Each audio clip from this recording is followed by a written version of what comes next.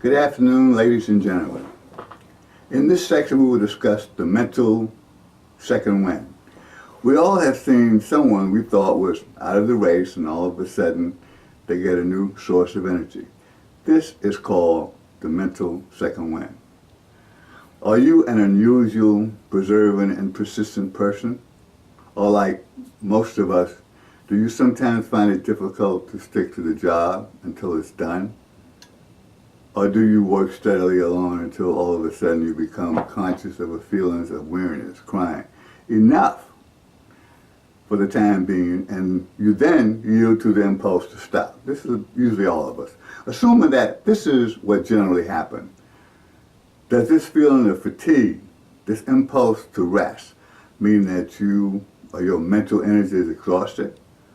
But suppose that by the determined effort of the will, you force your lagging brains to take up the thread of work. There will invariably come a new supply of energy. It's called a second wind, enabling you to forge ahead with a freshness and vigor that is surprised after the previous lassitude.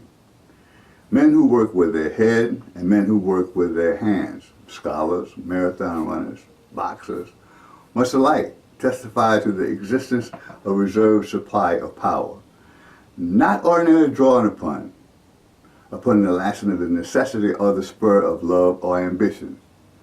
Men and women have accomplished great feat of mental and physical endurance of which they would have supposed themselves incapable. If we do not always or habitually utilize this reserve power, it is simply because we have accustomed ourselves to yielding at once to the first strong feeling of fatigue.